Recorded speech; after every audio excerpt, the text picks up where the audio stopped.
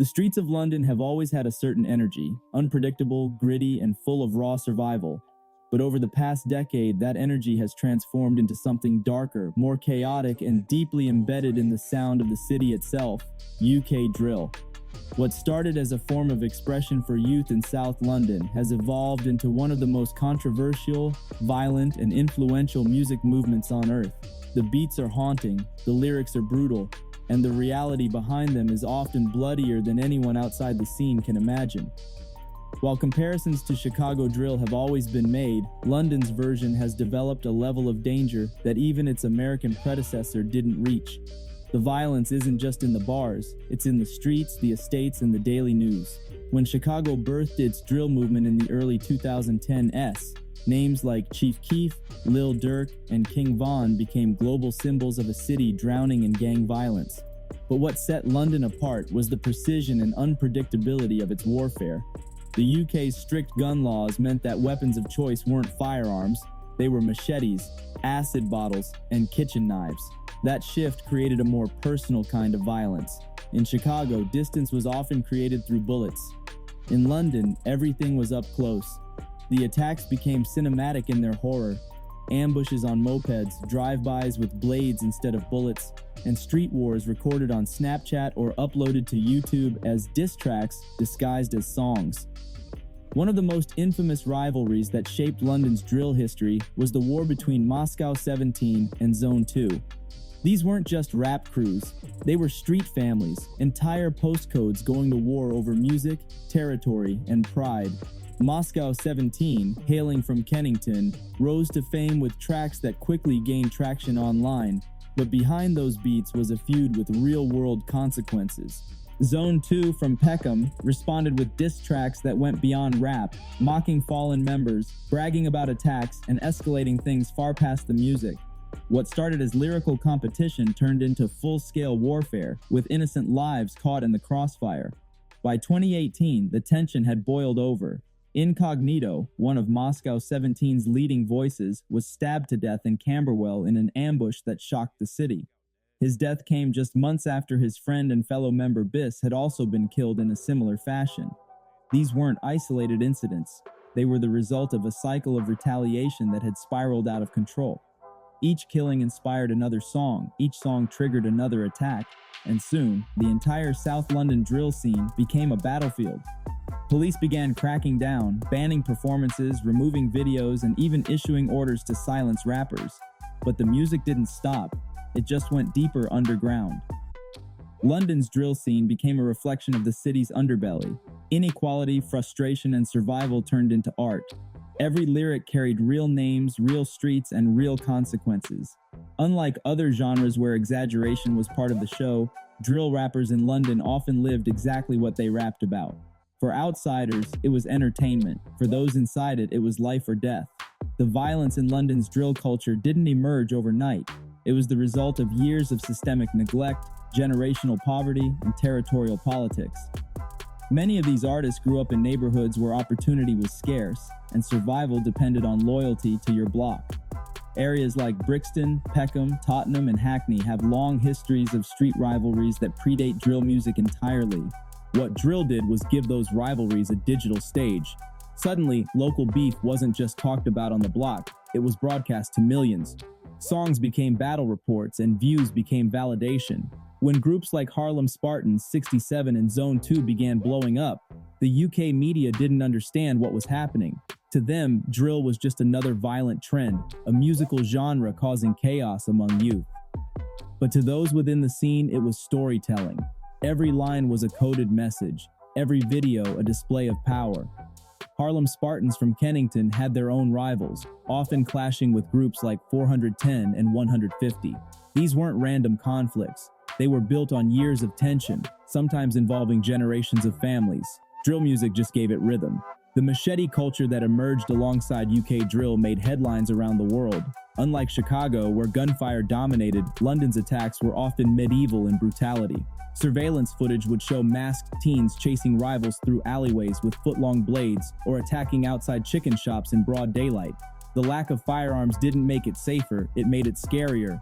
The fights were close-range, messy, and deeply personal. Videos would later circulate online, sometimes even used as diss material in follow-up tracks. Acid attacks also became an urban weapon, a cruel tactic that shocked even hardened communities. By the late 2010s, the UK government declared war on drill music, calling it the driving force behind youth violence. YouTube videos were taken down, lyrics were used as evidence in court. Rappers like Skengdo and AM were given suspended sentences for performing songs that allegedly incited violence. But even with all the censorship, the message didn't die, it spread. Banning drill videos only made fans hunt harder for them. The underground became more powerful, the lyrics more cryptic, and the artists more defiant. The scene evolved into a shadow network of coded messages, private channels, and encrypted uploads. The tragedy of it all is that drill was never meant to glorify death.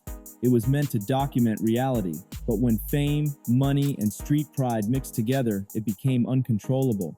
For every young artist trying to escape the cycle, there was another trapped deeper inside it. Rappers like Heady One, Unknown T, and Abracadabra managed to rise above the violence, but many others didn't make it out.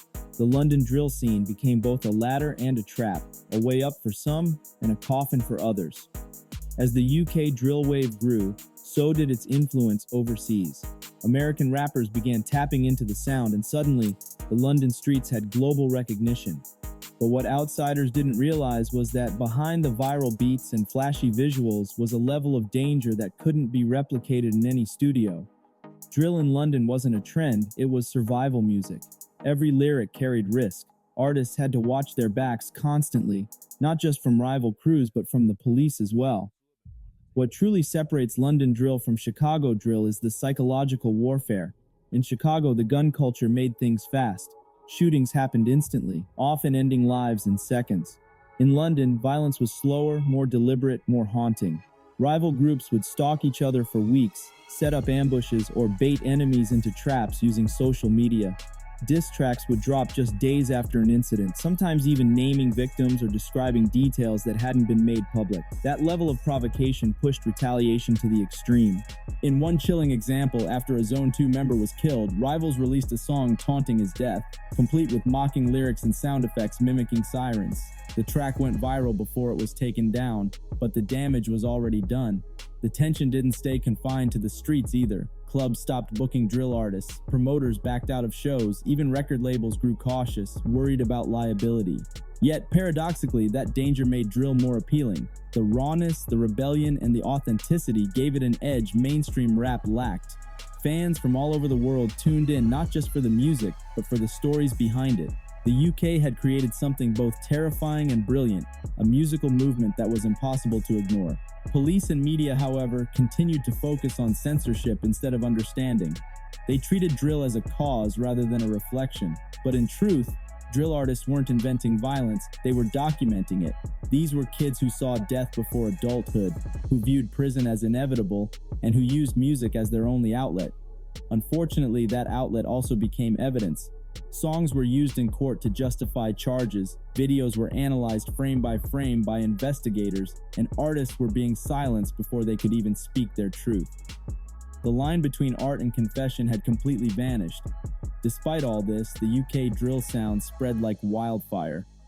Countries across Europe, from Ireland to the Netherlands, adopted the style, and even American artists began collaborating with London producers. The dark, distorted bass lines and sliding 808s became the new sound of rebellion. But behind the global success, the violence in London streets continued to escalate. Every year brought new victims, new names, and new feuds. And while some artists managed to escape into fame, others became martyrs for the movement. The impact of London drill's violence extends far beyond the music charts. Families have been torn apart, neighborhoods have been locked in fear, and entire generations have been lost to the cycle. For every success story, there are dozens of young rappers who never got the chance to grow old. Names like Incognito, Biss, Essay, and M. Dot have become reminders of how real this music can get. Each of their deaths marked a turning point, a warning that the line between art and life in London drill barely exists anymore. What makes London's scene even more dangerous is how close-knit everything is. The city's size means rivals often live just minutes away from each other. Postcodes become borders. A 5-minute walk can mean stepping into enemy territory. This proximity fuels constant tension. Every bus stop, every estate, every corner shop becomes a potential battleground. The accessibility of social media only worsened the situation. Rappers can find rivals with a single tap, track their movements, and respond with music faster than the authorities can react. Diss tracks aren't just music, they're declarations of war. Yet, despite the chaos, drill has produced some of the most talented lyricists the UK has ever seen. Artists like Central C, Digga D, and Unknown T have mastered the art of storytelling, channeling their surroundings into poetry. They walk a fine line, staying authentic to their roots while trying not to glorify the violence they've escaped. It's a balancing act few can maintain. Some, like Heady One, have used their fame to advocate for peace and opportunity, reminding young listeners that the streets don't have to be destiny. But for every message of hope, there's another track pulling listeners back into the allure of the war. The global attention has made London drill a brand, but it's a brand built on blood. Documentaries, news specials, and podcasts have dissected the scene, yet few truly grasp its complexity. To the media, it's chaos. To the youth living it, it's a way out, or at least a way to be heard. That's the tragic irony. The same system that ignores these communities during peace suddenly pays attention when violence erupts. Drill gave a voice to the voiceless, but that voice is still being misunderstood. Today, London's drill culture stands at a crossroads. On one hand, it has evolved into a global sound shaping rap scenes worldwide. On the other, it continues to claim lives and fuel conflicts that show no signs of slowing down. Authorities have doubled down on surveillance, record labels have become more selective, and the public remains divided. Some see drill as a dangerous influence that glorifies crime. Others view it as a mirror reflecting what society refuses to fix. Either way, it's impossible to deny the movement's impact. The new generation of drill artists seems to understand this duality better than ever. They're more strategic, more media aware, and more business-minded. Many are using their platforms to tell their stories without inviting violence. But for every artist trying to evolve the genre, there's another stuck in the streets, using drill as both a shield and a sword. The challenge now is whether the culture can evolve without losing its authenticity. Can drill remain real without being deadly? Can it represent struggle without feeding it? Those are the questions shaping the future of UK rap. Comparisons between London and Chicago will always exist, but the truth is that the UK version has developed its own form of darkness, one shaped by the city's culture, laws, and psychology. Chicago's drill may have started the movement, but London perfected its danger. Every track, every lyric, and every tragedy is a reminder that this isn't just entertainment, it's a reflection of life under pressure. Drill isn't about who's the toughest, it's about who survives the longest. And in that sense, London's drill scene might just be the most haunting in the world. But even amidst the bloodshed and loss, drill has also shown resilience. It's proof that even in the harshest environments, creativity still finds a way to thrive. The beats may be dark, the lyrics grim, but behind them is raw artistry. Young people turning pain into sound. The challenge now is whether that sound can evolve into something that uplifts instead of destroys. Because if the system continues to ignore the root causes, poverty, lack of opportunity, and inequality, then the cycle will keep spinning, one diss track and one headline at a time. London's drill scene is both a warning and a masterpiece, a chilling example of what happens when reality and art become one. It's dangerous, yes, but it's also deeply human. A reminder that music doesn't just reflect the world, sometimes it exposes it. In the end, the rise of London drill is more than just a music story, and then it's a reflection of a generation's reality. Beneath the violence and the viral headlines lies a deep truth about life in a city divided by class, opportunity, and identity. The young voices behind these tracks aren't inventing chaos, they're documenting what's already there, translating the sound of struggle into rhythm. It's easy to condemn drill, but harder to confront what created it. Every lyric, every siren sample, every haunting bass line tells a story that society tried to ignore. What makes London's drill so powerful and so feared is its honesty. It doesn't sugarcoat the streets or disguise the pain, it lays it bare, forcing listeners to face what's really happening outside polished city centers and luxury skylines. That raw truth is both the scene's strength and its curse. Because as long as those streets stay hungry, drill will never die. It will just evolve, louder, smarter, and more defiant than before.